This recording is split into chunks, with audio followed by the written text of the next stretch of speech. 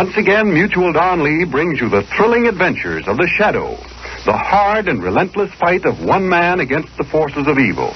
These dramatizations are designed to demonstrate forcibly to old and young alike that crime does not pay. June, the traditional month of weddings. June, the month when almost every American knows someone, either relative or close friend, who goes on that happy march down the aisle. As you see the blushing bride and her bashful groom, your thoughts naturally turn to the future. Will these young people, starting off so bravely in life together, eventually own their own home, say a pleasant white cottage in the country, or the more sturdy red brick house of the city? They will if they follow this advice. Save money regularly through United States savings bonds. There's no better investment in the world. Savings bonds are both safe and profitable. In just 10 years' time, they pay back $4 for every $3 you put in. Now is the time to back your future. Save today for a happy tomorrow through United States savings bonds. They are always conveniently available at banks, post offices, and on the payroll savings plan where you work. But now, the Shadow.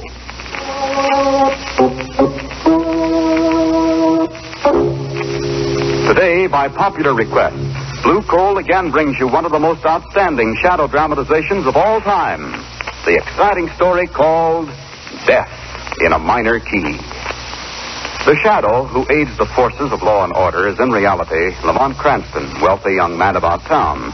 Years ago in the Orient, Cranston learned a strange and mysterious secret. The hypnotic power to cloud men's minds so they cannot see him. Cranston's friend and companion, the lovely Margo Lane, is the only person who knows to whom the voice of the invisible shadow belongs. Today's drama, Death in a Minor Key.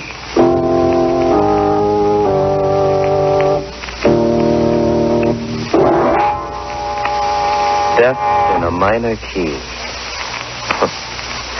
You know, to me, that expression brings back the memory of a series of weird, eerie musical notes in a minor key that had a tragic bearing on my life. It's funny, isn't it, how all of us recall a certain sound that we associate in our minds with a strange, indeterminate feeling of uneasiness or fear.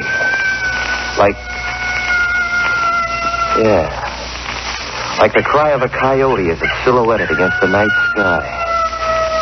Or the wild shriek of a siren as an ambulance catapults through the city's darkened streets. And then there's even the sound of a distant train whistle punctuating the evening stillness, bringing with it that lost, empty sensation of being all alone in a strange, lonesome world around you.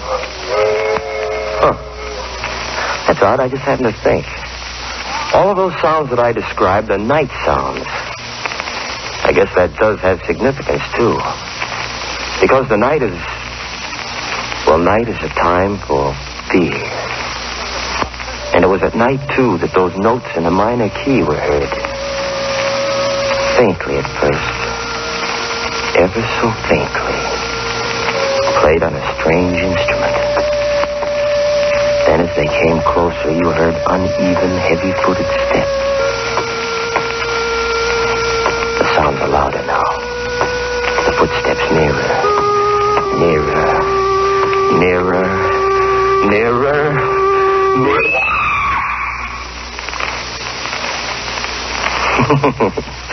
Well, I seem to be getting ahead of my story. It's one that I think will interest you, so if you'd like me to pass it on, suppose I start at the beginning. My name is Terry Mason. My mother and father died in an accident when I was 12, and I was brought up by an only uncle. My story really begins down in Santo Domingo, where I spent 2 years supervising one of the family plantations.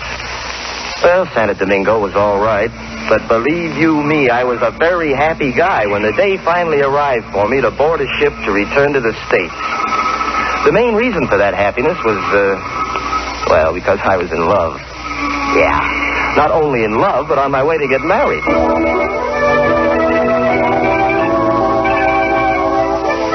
The girl was Barbara Norton, so you can imagine how anxious I was for that boat to get to New York and get there fast.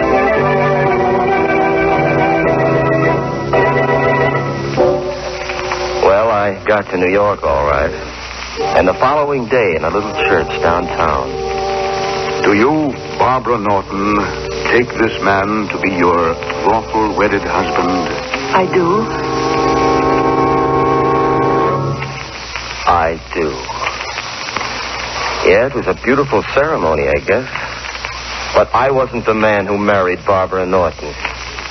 What happened? Well, there were probably a dozen reasons. So let's just say that 2 years was too long for her to wait. Well, a thing like that's pretty tough to take. All my hopes and dreams of a future were wrapped up in Barbara. Then all of a sudden, boom, there's nothing. After she was gone, there was only one thing to do. Try to forget. To lose myself in bright lights, music, and the gay whirl of the city's night spots. When one place would close, I'd dig up another. My favorite hangout was the Sky Room. Of course, I know I shouldn't have gone there because everyone knew me. But I just liked the idea of kicking it around 40 stories above the ground. I never took a table, just sat at the bar and listened hazily to the jumble of conversation around me. Care to dance, Margo? Not yet, Lamont. I'm having too much fun just watching. Darling. You see that young man sitting at the bar? You know, he's been staring at you for the past 10 minutes. Hey, wait a minute. I believe I know him. Of course, that's young Terry Mason. For heaven's sake, I haven't seen him in years. Well, if he's a friend, ask him over. You mind? No, I wish you would. Terry? Hey, Terry. Yeah? Oh, Lamont. Come on over. If he can make it. Oops, he almost landed on that table. Hello, Terry. I'm glad to see you. How are you, Lamont? Well, fine, thank you. This is Miss Lane, Terry. How do you do? How are you, Sit Terry? down. All right. Now, tell me, where have you been all these years? No, Santa Domingo plantation stuff. 2 years of it. Finally got fed up and came back, huh? Are you kidding? Well, what do you mean? You know why I came back. I'm afraid I don't. Hey, you see, Miss Lane, that's Cranston, always the gentleman. Well, I'll tell you, my friend, I came back to get married. But you want to know what happened? I was jilted. Oh, that's a shame. There was I, waiting at the church. Oh, come on, let's have a drink. Who was the girl? Barbara Norton. Barbara Norton? Yes, I know her. Nice kid. Good to her parents. Woman of her word, too. Yeah, woman of her word. Well, just what happened, Terry? I was away too long. That's the story they give me. I was away too long. But that isn't the real story, not by a long shot. What do you mean, Terry? They're all working together on this thing. They're working against me. Who's working together? My uncle, Barbara, and her father, Dr. Norton. I don't understand. Terry. My uncle controls my inheritance, Lamont. Today I learned that he and Dr. Norton were planning to confine me in the doctor's private sanitarium. What do you think of that? Well, now, maybe they're doing it for your own good. Oh, sure. Just like Barbara married somebody else for my own good. Oh, no. No, sir. They're all working together.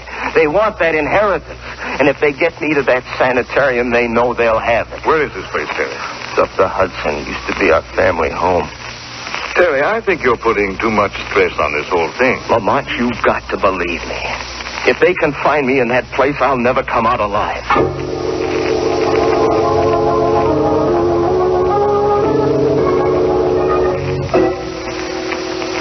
Well, in spite of all I could do, they put me in the sanitarium the next day. It's for your own good, Terry, they kept telling me. Oh, yes. What they really meant was that it was for their own good. Well, I kept my eyes and ears open, waiting for something to happen. And then, that very first night in the hall of the sanitarium, a sound was heard. Faintly at first. Ever faintly. And footsteps. Nearer. Nearer. Nearer. Nearer. Nearer. I rushed to the phone quickly.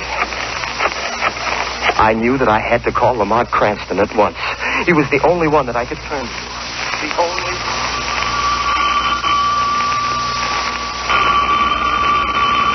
Don't answer that, Lamont. I know it'll be someone who'll give an excuse for not taking me to the lecture. That, Margo, would be the neatest trick of the week. No such luck. I'd better answer. Hello. Yes. Yes, Terry. How are you? Where are you? Sanitarium. Murder? Are you sure? I see. Yes, I know where the place is. All right, Terry, I'll be right up. What's the trouble? It was Terry Mason. Someone's just been murdered at the sanitarium. Ooh. Come along, darling. We'll go up there at once.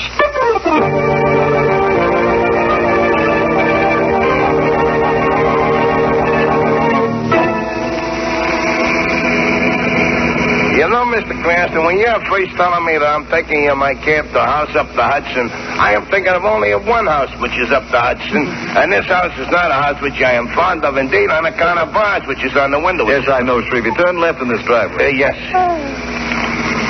Oh, Lamont, is that the sanitarium up there on the hill? Yes, darling. Gee, it's a grim-looking place, isn't it? Old stone walls, high turrets. Almost looks like a prison. The house to which I'm referring is a prison also, although it ain't the same house in it. You'd better stop here, Shrevey. Yes. Why, aren't you going right up the door? No, Terry will meet us at the cellar door. He doesn't want anyone to know we're coming. Do you really think that a murder's been committed here, darling? I don't know, Margo. The whole thing may be a wild goose chase. Young Terry's in a highly nervous condition, but I do think it's worth an investigation. You wait here, Shrevey. And I'm keeping beside me my jackhammer just in case. Come on, Not a darling. bad idea.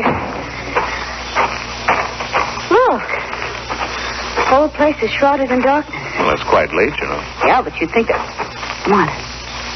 What's that? What are you talking about? Look. That cloaked figure disappearing into the shadows of the building. Yes. See it? Yes, I see him, Margo. That looks very much like Terry's uncle. Oh, then you know him then. Yes. Both he and Dr. Norton are old friends of mine. He's gone now. I wonder what he's doing here. Oh. This must be the cellar door Terry mentioned. He should be right inside. Is that you, Lamont? Yes, I have Miss Lane with me. I see. Come in, both of you. Watch your step. Now, follow me. Terry, what is all this? You've got to be quiet, please. The murderer is still in the house. Perhaps even at this very minute he's listening to our conversation. What murder? Who are you talking about? We'll stop here. Now, do you see that door? Yes. That leads to the operating room. In that room is the body of the woman who's been murdered. How do you know? They took her there a few minutes ago. Who are they? My uncle and Dr. Norton. Then that was Terry's uncle we saw. Yes. Look, Terry, how do you know that a murder's been committed?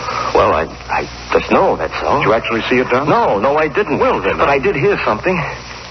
Weird music in a minor key, accompanied by the uneven thump of a cripple walking. When the music reached a crescendo, the woman screamed. And then she was found dead. Who's the woman? An elderly patient here at the sanitarium. But who would kill her? What's the motive? I have a theory about that, too. In fact, it's more than a theory. That old lady who just died was a very wealthy woman. My uncle handles all of her investments. In fact, every one of them in this sanitarium is a person of wealth. And all of them are friends of my uncle and Dr. Norton. Not accusing them of murder, Terry. Why not? Why've they got me here? To get me out of the way, that's why. I'm just one of the hand-picked victims. But they're not getting me, do you hear me? No. That's why I told you to help me. Take it easy. Margo, take Terry upstairs to his room. See that he takes something to make him sleep. No, I want to know. I want to know what that music was that I heard. Please, Terry. If you want me to help, you must go along with Margo. I want to investigate a few things here by myself. All right. This way, Miss Lane. Up these stairs. Just a minute. Come on, what are you going to do? I'm going to pay a visit to that operating room, Margo. As the shadow.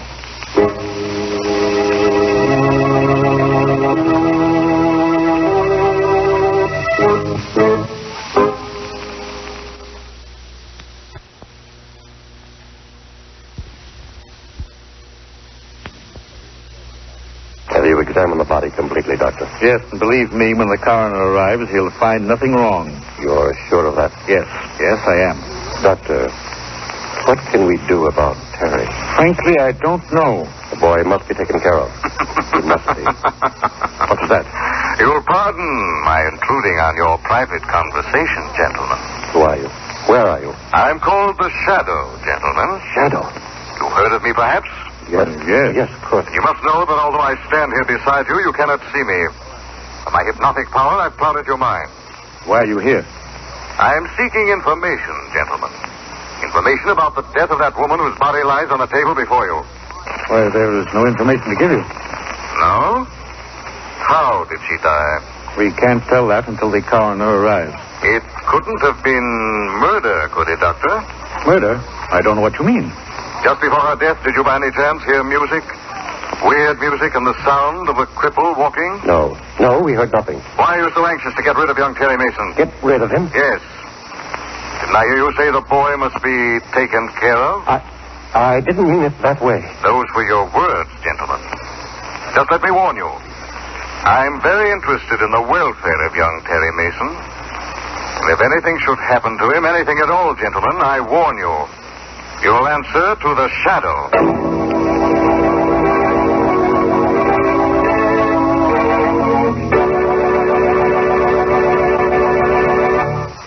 For many businessmen, few things in life add up to more pleasure than a good old fishing trip. There's that indescribable thrill you get when your wily game rises to the lure and strikes. There's the thrill of hauling him in. And later around the campfire as you fry the day's catch, there's the fun of telling your pals how the big one got away. Yes, fishing's a grand sport, and chances are you'll want to do more and more of it as the years roll on. Of course, more fishing means you'll need more leisure time, and more leisure time calls for money. The best way in the world to guarantee yourself money for any reason in the future is to save now through United States savings bonds. What a swell investment they are. It only takes 10 years for each $3 you invest to grow into 4. Try and match that. Besides, United States savings bonds make it so easy to save. Just buy a bond yourself each payday at any bank or post office, or get on the payroll savings plan. Either way, your money adds up fast and you hardly miss it. Folks, back your future by saving now. For a happy tomorrow, save today. Buy and hold United States savings bonds. And now back to the shadow.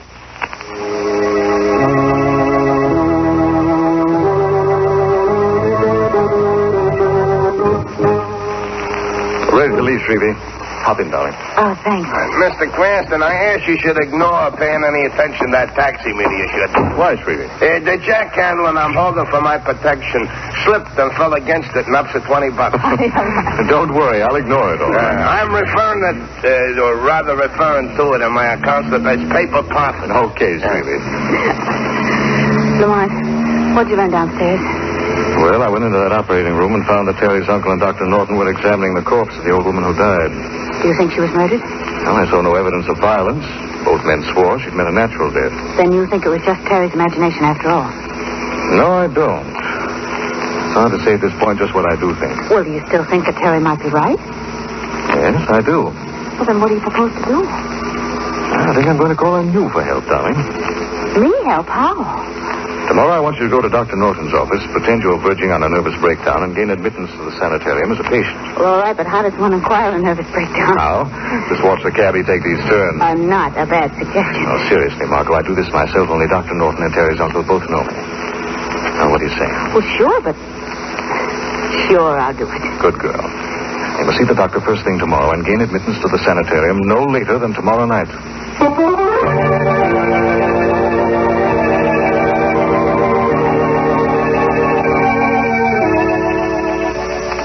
Are you quite comfortable, Miss Lane? Yes. Yes, thank you, Nurse. Well, there's a cord right above your bed if you wish to ring. Yes, I know. You told me that. Well, I'll just open your window and put out your light. There now. Do try to get a good night's sleep. I'll try. Good night. Good night. Good night. Try to get a good night's sleep. That's funny. Well, I can try. What's that?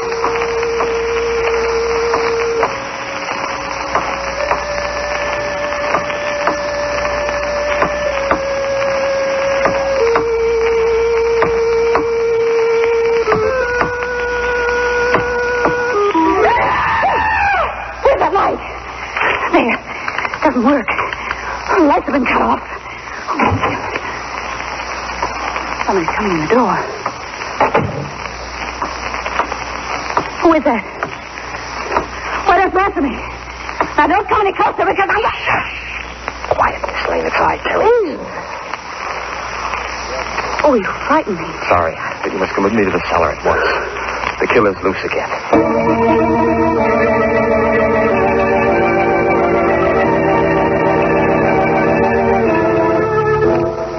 Margo, you all right? Oh, Lamont, what are you doing here? I was outside keeping watch and I heard the scream. At first I thought it might have been you. No, I'm all right, thanks to Terry here. I think the murderer struck again. Yes, and just the way that Terry described. The weird music, the footsteps, and then the scream. Who was it this time? I don't know. But there was one unusual thing that Miss Lane didn't mention. The footsteps seemed to be coming down a staircase.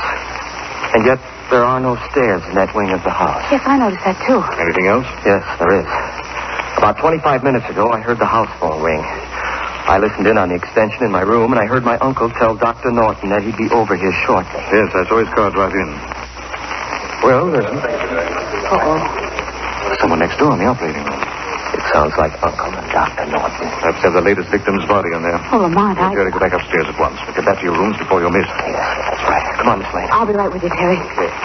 Lamont, what are you going to do now? Shadow's going to pay another call in the operating room and try to unravel this mystery.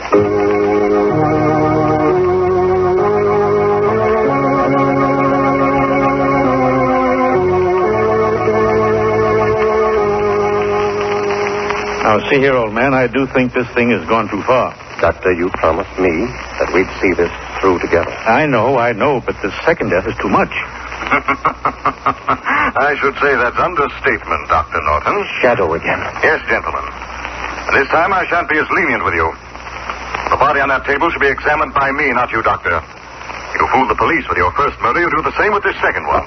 Are you accusing us of killing? I am. Hello, what's this? So, step over here, gentlemen. That's it. Now, examine that mark behind the patient's left ear. Look, Doctor. He's right. That tri-cornered puncture was the cause of this woman's death. Then it was murder. So, you agree with me at last? But you don't think that we killed her? I'm not sure yet. I want you both to go to Dr. Norton's study. And do not leave there until the shadow calls.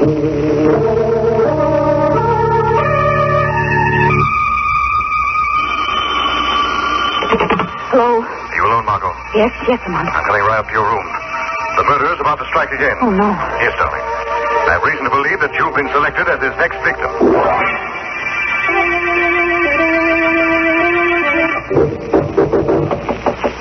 Who is it? Sorry, Lamont, open up.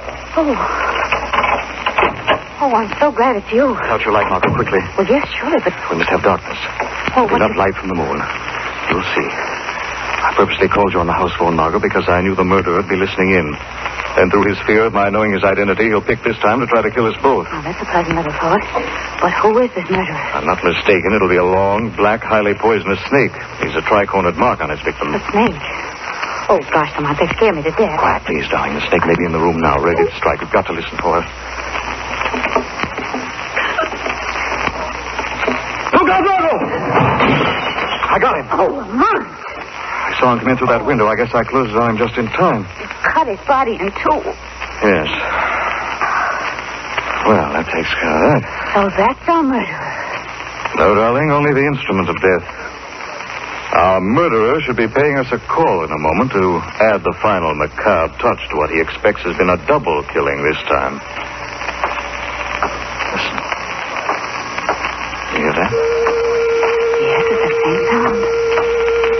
We'll stand over here for the wall. It sounds again as if he were descending a flight of stairs. And yet there are no stairs. No, shh, don't speak. Let's watch that panel on the wall.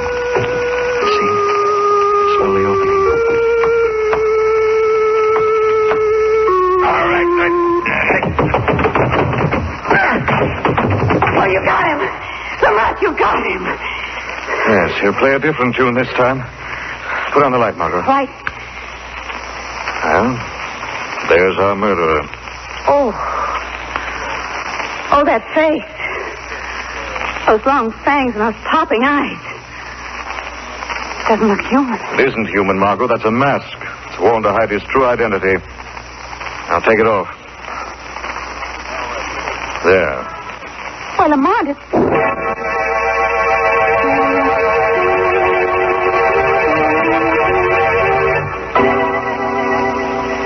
Well, Well, that just about ends my story. But you can see what a mess I almost got Lamont and Miss Lane into. Fortunately for them, they found out the murderer in time. This killer's motive was a familiar one: revenge. Trying to implicate those he thought had wronged him. As you probably already deduced, the club foot was a disguise, and the weird music came from a strange oboe-like instrument that he used to hypnotize the snake. Yes, he thought he was being very smart. But, well, right on down the line, it's been pretty well proven that the smart guy in the long run gets just what he gives out. Time to go, Terry. Oh, yeah. Didn't realize I was so long. I was just telling these people a story. Not a bad one either, if I do say so myself. You'd better come along, Mason. Okay.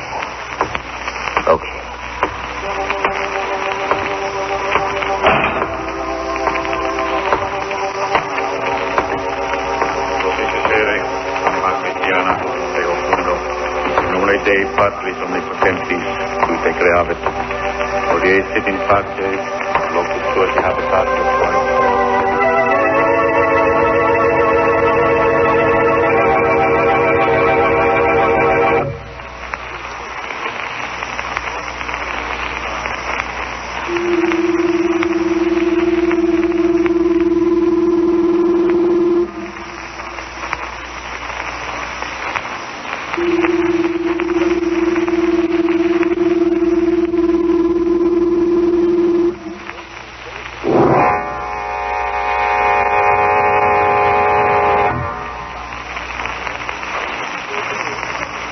Having been sentenced to die for committing the crime of murder, I hereby pronounce Terry Mason legally dead.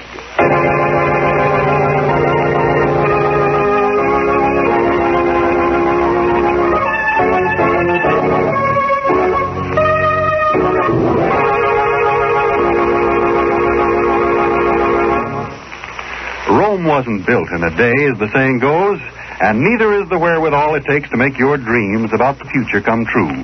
That little farm on the edge of town, that really long vacation trip you've been promising yourself. If you're air-minded, one of those nifty little private planes that'll be coming along in a few years. Those and lots of other things don't just happen. You have to plan for them. Save up the money it takes to make them come true. It's a swell break, therefore, that you can go right on buying United States savings bonds. Government guaranteed and good interest rate. Make United States savings bonds your best bet to back your future. Actually, for each $3 you invest, you get back 4 in just 10 years' time. Use the payroll savings plan or buy savings bonds yourself regularly at any bank or post office. Save today for a happy tomorrow by regularly buying and keeping United States savings bonds. And now the shadow again.